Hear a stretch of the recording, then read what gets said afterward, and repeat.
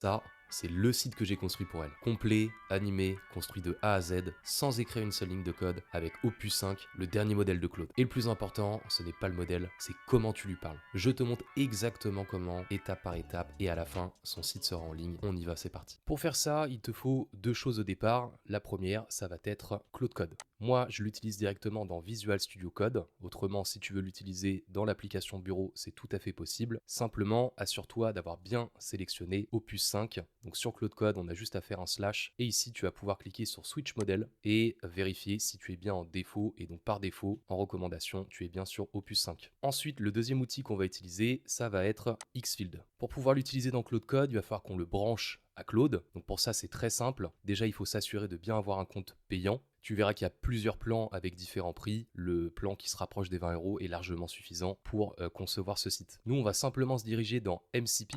Et tu peux voir ici qu'on a plusieurs possibilités, donc notamment Claude, ChatGPT, Cursor et donc Claude Code qui va nous intéresser. Donc on a simplement à cliquer sur l'onglet Claude Code. Et c'est donc ici qu'on va pouvoir récupérer la commande qu'on n'a plus qu'à mettre directement dans Claude Code. Après, je vous ai pas expliqué pourquoi on allait utiliser Xfield. C'est très simple. Étant donné qu'on n'a aucune photo, aucune image concernant la conception du site, c'est Xfield qui va nous permettre justement de générer toutes ces images. Si jamais de ton côté, tu travailles sur l'application bureau de Claude, ça va être plus ou moins la même manipulation. Tu vas donc sélectionner ici code et tu vas avoir donc personnalisé juste ici et tu vas pouvoir retrouver l'onglet connecteur et donc retrouver les différents outils que tu peux connecter à ton Claude Code. Donc moi, vous voyez qu'ici, Xfield, il y est déjà et donc il est bien en statut connecté. Autrement, vous pouvez le chercher directement ici dans la petite loupe et taper donc le nom de l'outil en question. Nous, comme on l'a vu, on va passer par Claude Code depuis VS Code.